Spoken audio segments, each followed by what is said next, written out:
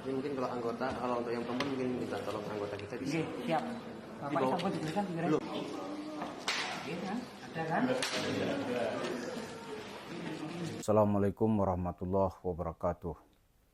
Para pemirsa, saat ini banyak sekali orang-orang yang menjadikan Al-Quran sebagai kuda tunggangan.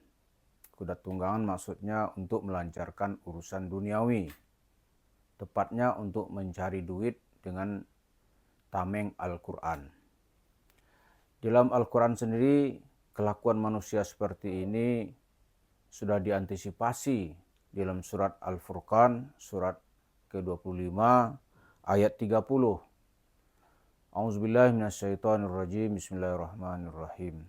Wa qala ar-rasul, ya Rab, inna qaumi ittakhadhu hadzal qur'ana mahjura. Wa kadzalika ja'alna likulli nabiyyin aduwwan minal mujrimin.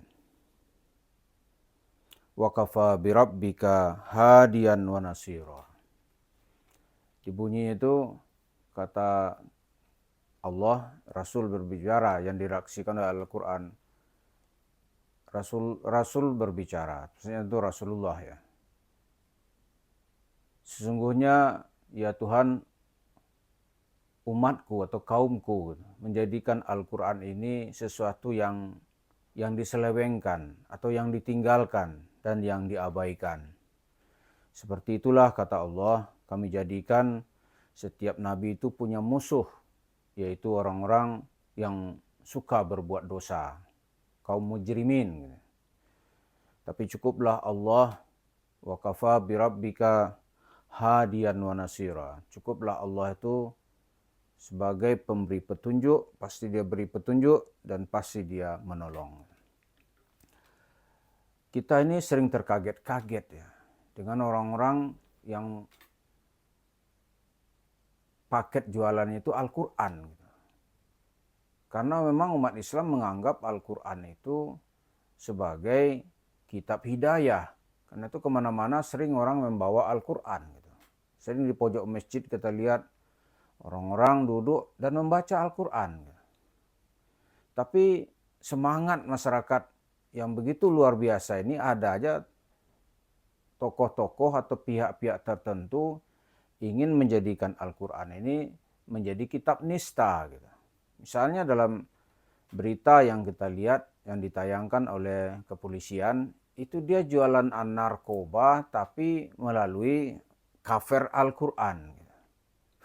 Cover Al-Quran, dia pikir nanti pihak keamanan tidak akan memeriksa. Tapi alhamdulillah upaya jahatnya ini bisa digagalkan. Ada juga orang-orang yang menjadikan Al-Quran ini untuk modus, untuk kelanggengan politik. Bahkan juga tidak jarang, itu beberapa tahun yang lalu di Departemen Agama itu ribut. Karena cetak Al-Quran itu dijadikan modus untuk lahan korupsi. Wah, itu ribut juga itu. Udah dipanggil, tapi kasusnya kemudian kita nggak tahu, hilang aja udah. Nggak ada yang dibawa ke pengadilan. Dan yang lebih mengenaskan kita lagi, itu cobalah lihat ya, cerita Yusuf Mansur. Dia menjadikan rumah tahfiz itu sebagai tameng untuk modusnya mendapatkan uang dari masyarakat. Ini tentu saja ini bukan cerita mau bergibah atau tapi itu yang terjadi. Bahkan Mahat Tahfiz Quran itu termasuk sekarang ini salah satu yayasan yang sedang digugat di pengadilan. Apa modusnya gitu? Modusnya sih modus lama.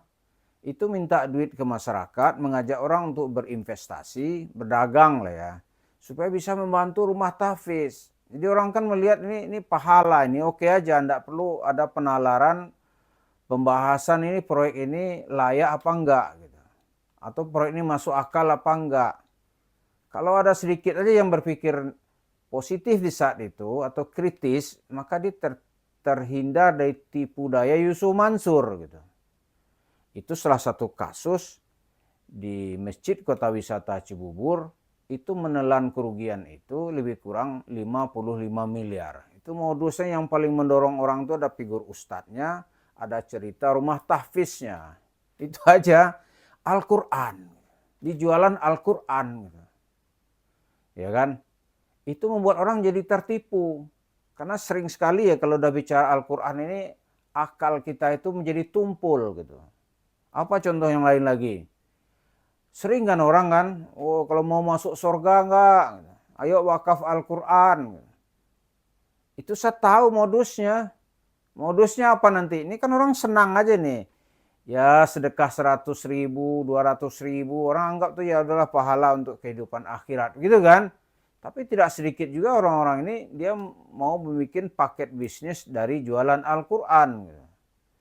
Misalnya nih dia cetak sendiri Al-Quran itu modalnya satu Al-Quran taruhlah 50.000. Ya kalau orang bersedekah wakaf Al-Quran nilai jualnya 200.000 berarti dia sudah beruntung 150.000. Kalau Al-Quran dicetak 1 juta, wah itu sudah berapa dia mendapat keuntungan. Tapi hal-hal seperti ini masih dianggap oleh sebagian masyarakat sebagai kerja yang positif. Tapi yang ekstrim itu ya seperti Yusuf Mansur.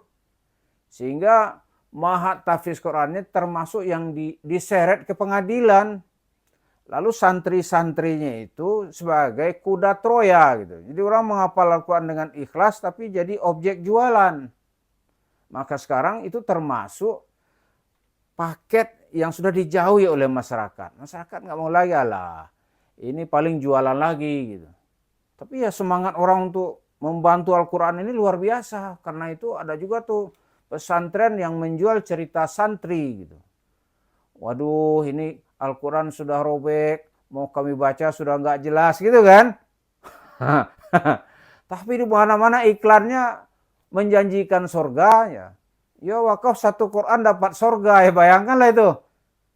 Wakaf 1 Quran itu pahala yang terus-menerus mengalir sampai ke surga. Jadi kalau Bapak Ibu punya modal 100.000 sudah dijamin masuk surga. Saya kira ini masalah enggak itu maksud hadis itu tentu saja tidak itu. Masa 150.000 udah jamin masuk surga. Tapi ini itulah semangat masyarakat kita kalau disuruh tabarruat atau nyumbang gitu kan. Amal sosial fil Quran itu luar biasa bersemangat sekali. Kalau ada orang nih minta wakaf Al-Quran cepat masyarakat itu. Tapi yang nggak benarnya di mana? Pengelola ini menjual isu Al-Quran. Menjual isu Al-Quran. So Mansur nih dia tahu nih kalau disentuh Al-Quran ini, waduh itu bantuan luar biasa gitu. Tapi udah kelewatan batas. Ya, kelewatan batas. Dia berbisnis di balik cover Al-Quran. Maka rugilah atau dia mencuri atau menyelewengkan dana gitu di balik cerita Al-Quran. Maka itulah yang terjadi terhadap jemaah masjid kota wisata Cibubur. 55 miliar. So Mansur pura-pura aja nih, padahal itu kriminal. Kriminal itu. Walaupun atas nama Al-Quran. Lalu dari situ dia petentang-petenteng kan. Dia beli tanah. Dia katanya dia tidur di atas duit. Ya mungkin dia tidur with cash kan. Dia tidur di atas duit katanya. Miliaran. Dia beli tanah. Di atas tanah itu nanti dia bangun itu usaha warung steak and shake. Bisnis syariah gitu. Syariah apa? Tipu orang tuh syariah gitu. Itulah sekarang di Pengadilan Negeri Bogor, di Pengadilan Negeri Jakarta Selatan. Dan Yusuf Mansur habis-habisan supaya dia jangan ada satu poin pun yang kalah. Gitu. Kalau kalah bagaimana? Oh itu tuntutannya kemana-mana itu. Mana-mana itu. Rumahnya yang di Ketapang itu jadi barang sitaan. Dan ini orang bukan bersedekah, orang berbisnis. Ya jelas dong. Uang bisnis, jangan dibawa lari dong. Ya kan? Ini sekarang bisnis dia bawa lari. Lalu bertameng di balik Darul Quran. Lalu nanti dia ceritakanlah spirit Ibrahim. Tafsir kata tafsir Ibrahim. Dikejar-kejar oleh penagih utang. Adem. Sebagaimana Ibrahim dikejar oleh Namrud. Adem katanya. Aneh mah di luar orang nagih-nagih utang. Kita mah adem. Ya adem lah ente. dikawal demikian rupa, kemudian duitnya cash. Ya adem lah orang dapat duit cash. Tapi jangan bawa tafsir Al-Quran seperti itu. Apalagi mengorbankan semangat tahfiz untuk mendapatkan keuntungan duniawi.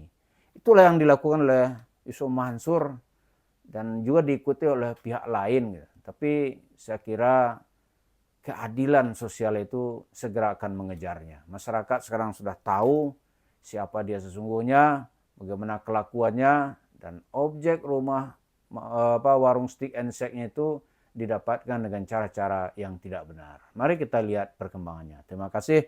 Assalamualaikum warahmatullahi wabarakatuh.